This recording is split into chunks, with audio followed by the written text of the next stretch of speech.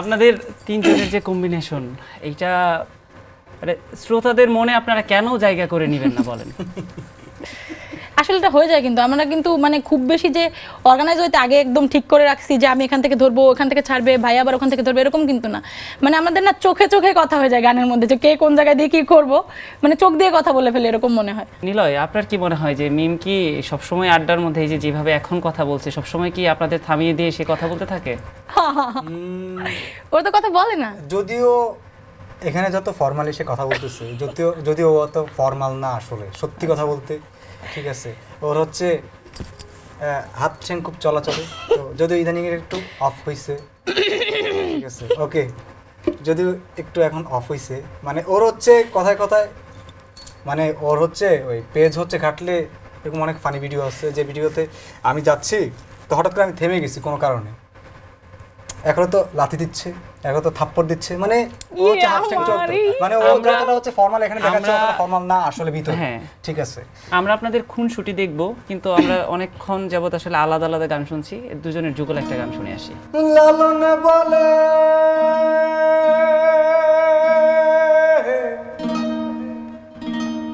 লালন বলে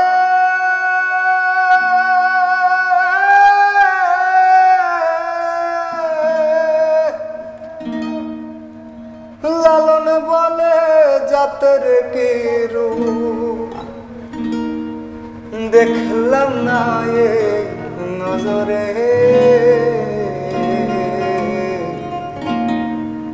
সব লোকে কয় লালন কি সংসারে।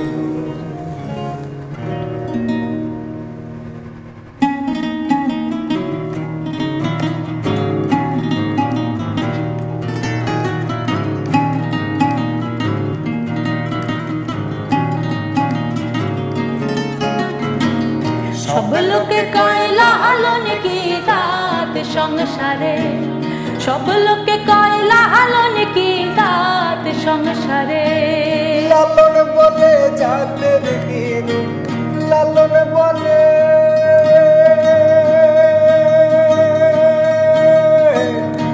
লালন বলে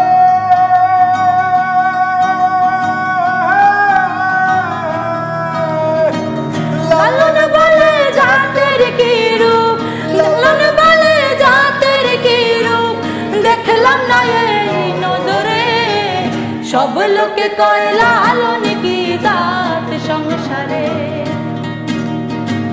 সব লোকে কয় লালন কি জাত সংসারে।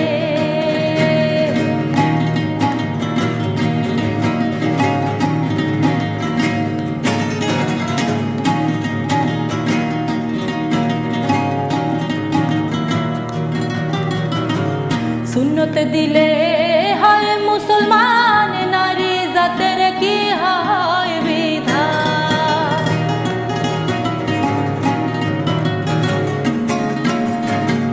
সুন্নত দিলে হয় মুসলমান, নারী জাতের কি হয় বিধান, বামন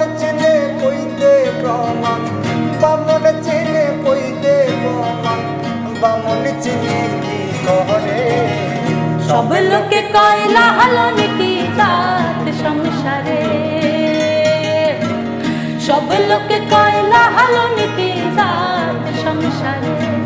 লালন বলে জাতের গিরি, লালন বলে জাতের গিরি, দেখলাম না এই নজরে। সব লোকে কয়লা হলো নাকি জাত সংসারে, সব লোকে কয়লা হলো নাকি জাত সংসারে।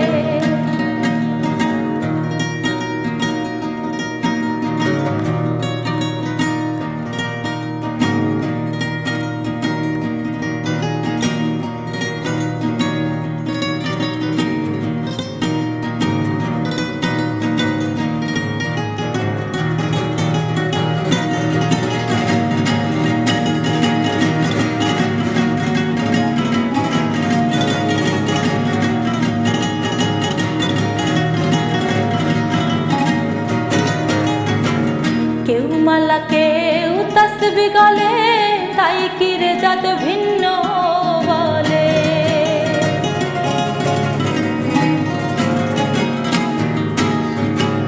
কেউ মালা কেউ তসবি গলে, তাই কিরে জাত ভিন্ন বলে। যাওয়া কিংবা আসার বেলায়, যাওয়া কিংবা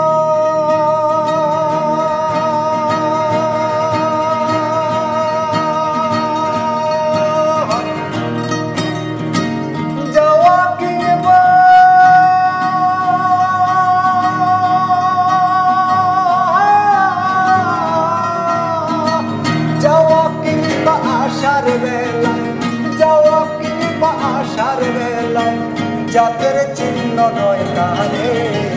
সব লোকে কয়লা হলো নাকি জাত সংসারে, সব লোকে কয়লা হলো নাকি জাত সংসারে। লালন বলে জাতের গিরি, লালন বলে জাতের গিরি, দেখলাম না এই নজরে। সব লোকে কয়লা হলো নাকি জাত সংসারে, সব লোকে কয়লা হলো নাকি জাত সংসারে। সব লোকে কয়লা হলো নাকি জাত সংসারে, সব লোকে কয়লা হলো নাকি জাত সংসারে।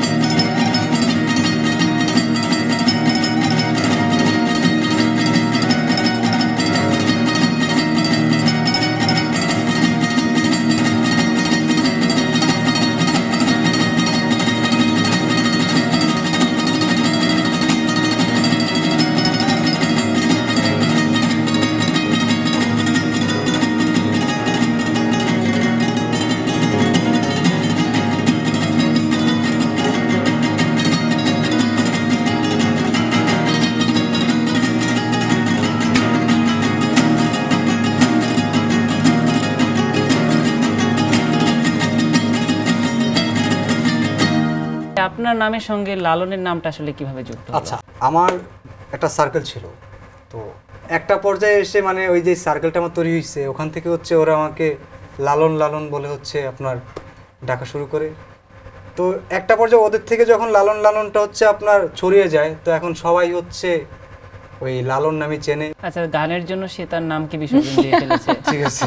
আচ্ছা, নিলয়, পরিবারে কি আপনি ছাড়া অন্য কেউ গান করে? হ্যাঁ, পরিবারে আমি ছাড়া গান বলতে আমার পরিবারে লোকগানটা হচ্ছে আমার 3 পুরুষ আগে থেকে চলছে। আচ্ছা, সেক্ষেত্রে হচ্ছে ছোটবেলা থেকে আমার হচ্ছে লোকগান শুনে বড় হওয়া। তো ঘুম থেকে উঠতাম, দেখতাম যে বর্দার আওয়াজ করতেছে, আবার রাতে সবাই আসর বসতেছে, তো ওটা থেকে হচ্ছে লোকগানের প্রতি আলাদা একটা টান তৈরি হওয়া। আসলে বর্তমান সময়ে বা আপনাদের প্রজন্মে যারা আছে তারা তো শুধু চায় সাময়িকভাবে ভাইরাল হতে বা সেইভাবে আসলে আলোচনায় থাকতে। তো আপনারা কি কখনো মনে হয়েছে যে আমিও ভাইরাল পর্যায়ে চলে যাই? এই ব্যাপারে কি আমি বলবো না কেউ বলবে? মিমের কাছে শুনি, কারণ মিম অনেক ভালো বলতে পারবে এটা। আচ্ছা, আমার কাছে মনে হয় কি ভাইরাল আর পপুলারিটি এক জিনিস না। আমার কাছে কখনোই ভাইরাল, কারণ ভাইরাল নামটা আমার সাথেও 2-4 বার অসংখ্যবার গেছে যে ভাইরাল মিম। বাট আমার কাছে মনে হয় যে টিকে থাকাটা জরুরি।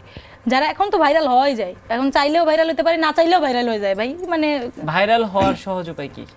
ভাইরাল হওয়ার সহজ উপায় হচ্ছে আমি ভাইরাল হওয়ার চেষ্টা না করি, তাইলেই ভাইরাল হওয়া যায়। আমি যদি চেষ্টা করতেছি যে ভাইরাল হইতে হবে আমার, তাইলে হয় না। কারণ আমি আশেপাশে দেখি তো অনেকের জলে, এটা একটু বলি না, একটু বলি, সুযোগ পাইছি যখন, মানে আমার আশেপাশে কিছু মানুষ আছে যে আমার গানগুলো যে আমার পেজ থেকে যায়, এই জন্য তাদের খুব, মানে আমি বুঝতেছি যে পুরাও গন্ধ পাচ্ছি আমি, এবং এরা এহেন কর্মকাণ্ড নাই যে ভাইরাল হওয়ার জন্য করে না, কিন্তু তারপরে আমার তো ভাইরাল হইতে ভালো লাগে না, আমি তো এমনিই গান গাই, আমি আত্মার খোরাকের জন্য গান করি। আরে ভাই, আত্মার খোরাকের জন্য তো আমরাও গান করি, কিন্তু আমি তো বুঝতেছি যে তুই, মানে হয় না যে সান্ত্বনা পুরস্কার নিয়ে ভালো থাকা আর কি, আমার ভাইরাল হতে পারলাম না, না নাম মেনশন করতেছি না, বাট এরকম হয় আর কি, যে এমন কোনো কাজ না এরা করবে না যারা ভাইরাল হচ্ছে। ধরেন আপনি আজকে ভাইরাল, আমি আপনার সাথে যাই আজকে একটা কন্টেন্ট বানাইলাম, কালকে ও ভাইরাল, ওর সাথে যাই 2টা কন্টেন্ট বানাইলাম, কিন্তু আমার আর ওর যে ব্যাপারটা, এই যে আপনি বললেন যে তোমাদের বন্ধুত্ব, আমরা কিন্তু ভাইরাল হওয়ার জন্য যে যুগলবন্দি হয়ে কাজ করি, বা আমি একটা টিম সাজাই নিছি। আপনি বিশ্বাস করবেন কিনা যে এই সিজনে আমার 3টা সোলো প্রোগ্রাম আসছে, শুধুমাত্র এই টিম ওয়াইজ আমি প্রোগ্রামটা নিতে পারিনি, আমি 3টা প্রোগ্রামে ক্যান্সেল করছি, আমি যাইনি। আমার কাছে মনে হয়েছে যে একা যাবো অত দূর, একটা আসছে ঠাকুরগাঁও, অত দূর যাবো আবার আসবো, তার থেকে আচ্ছা থাক। তো এই যে ব্যাপারগুলা, এগুলো তো নাই মানুষের মধ্যে। মানুষ আছে হচ্ছে ও ভাইরাল হয়ে গেছে, তাহলে ওর সাথে যাই, ওর সাথে ফেস দেখাইতে পারলেই আমার একটু যাবে না, কিন্তু ভাই ওটা তো 2 দিন, তো 3 দিনের দিন তো মানুষ তোর চেহারাই খাবে, তোর গানই গাবে, তাই না? তো এটা হচ্ছে ব্যাপার। আর আমার কাছে মনে হয় যে আসলে পপুলারিটি ভিন্ন জিনিস, স্থায়িত্ব ভিন্ন জিনিস, এবং আমি আসলে ভাইরালের জন্য কোনো কিছু করি না। আমি আজ পর্যন্ত যে কয়বার ভাইরাল হয়েছি, কোনোবারই আমি জানতাম না যে আমি ভাইরাল হয়েছি। বিশ্বাস করবেন, এটা প্রথম যখন 19 সালে, মানে ও যখন বললো, ভাইয়া যখন বললো, যখন থেকে আমার গান শোনে, তখন আমার 2টা ফোনই, আগের সপ্তাহে আমার 2টা ফোনই চুরি হয়ে গেছে। আমার ফোন দিয়েও ভিডিও হয় নাই, ইনফ্যাক্ট আমি জানিও না কেউ হচ্ছে এটা ভিডিও করতেছে, নিজ থেকে করে একটা ভিডিও, এরকম করে করা, আমাকে না জানাই করা ভিডিও, সেটাই ক্যাপশন ছিল লালন কন্যা, ঠিক আছে। এরপরে ওটা ওই অ্যাট এ টাইম 27 লক্ষ মানুষ দেখেছিল ওই সময় ওই গানটা। তো ওর পরে আমি একটা পেজ খুলেছিলাম আমার নাম দিয়ে, শেখ শাহরিন সুলতানা মিম। তো দেখি মানুষজন রিচ করতে পারতেছে না, মানুষ রিচ করে না। ইউটিউবে দিয়ে সার্চ করে দেখি যে লালন কন্যা মিম দিয়ে অসংখ্য চ্যানেল খুলে গেছে, অসংখ্য পেজ আছে ফেসবুকে। তারপর আমার কাছে মনে হলো যে মানুষগুলো আমাকে রিচ করতে চায়, তাইলে সেই দায়বদ্ধতা থেকে আমি একটু লালন কন্যা মিম দিয়ে আমি একটা পেজ খুলি। তখন আমার কাছে আসলে ভাইরাল ব্যাপারটা খুবই সাময়িক, এবং এটা আমার কাছে ভাইরাসও মনে হয়। এখন আমরা একটা অ্যাডিক্টেড হয়ে গেছি, মানে প্রতিনিয়ত আমরা একটা ফোন নিয়ে, ফেসবুক নিয়ে চিন্তা করি কেমনে আমি ভাইরাল হবো, মনোজাত মতো ধরে রাখে, হতেই হবে একটা ব্যাপার। কিন্তু আমার মধ্যে এই টেন্ডেন্সি কাজ করে না। আমার কথা হচ্ছে যে আজকে আমি আসি, কালকে আমি থাকবো না, এটাই স্বাভাবিক। নতুন নতুন কন্টেন্ট ক্রিয়েটার আসতেছে, নতুন নতুন গায়ক আসতেছে, নতুন নতুন তাদের কনসেপ্ট আছে আলাদা। আমি আজকে যেভাবে করতে পারতেছি রবীন্দ্র সরোবরের গান, আমি কালকে সেভাবে নাও করতে পারি, আমার পক্ষে নাও হতে পারে। আমি বিয়ে করব, সংসার করব, হবে তো এগুলা, বা আমি হচ্ছে পড়াশোনার জন্য বাইরে চলে যাব, হতেও তো পারে।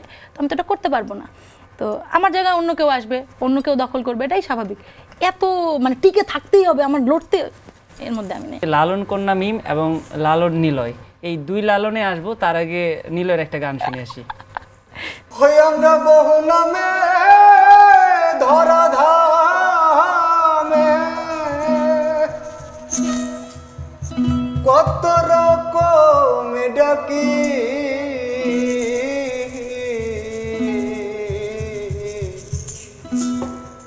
জানিতে চাই দয়াল তোমার আসলে নামটা কি।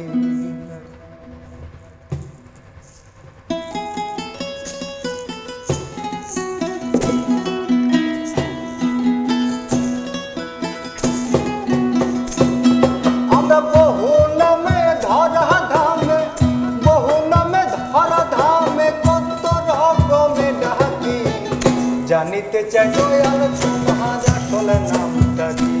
আমি জানিতে চাই দয়াল তোমার আসলে নামটা কি, আর জানিতে চাই দয়াল তোমার আসলে নামটা কি। আমি জানিতে চাই দয়াল তোমার আসলে নামটা কি।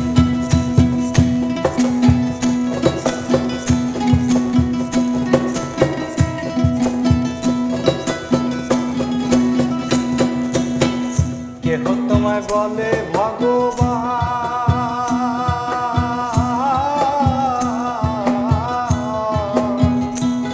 আবার ঘট বললে কেউ করে আহ্বান। কেউ যে খুদা, কেউ কয় জুদা, কেউ কয় পাপিয়ান। আমি কেউ যে খুদা, কেউ কয় জুদা, কেউ কয় পাপিয়ান। আর কেউ তোমায় বলে ভগবান,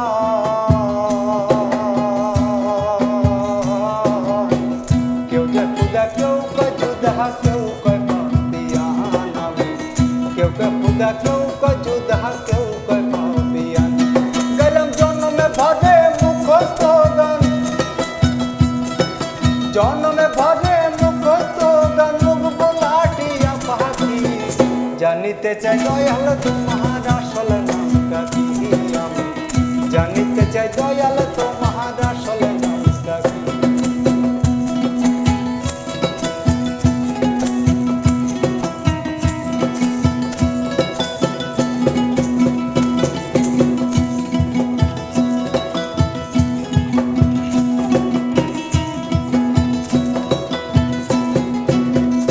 পাগল বিজয় বলে মনের কথা গো আমি খাটি ভবের পাগল ফুল বেঁধেছে মনের মাঝে তাতেই পাগল হই আমি গোল বেঁধেছে মনের মাঝে তাতেই পাগল পাগল বিজয় বলে মনের কথা গো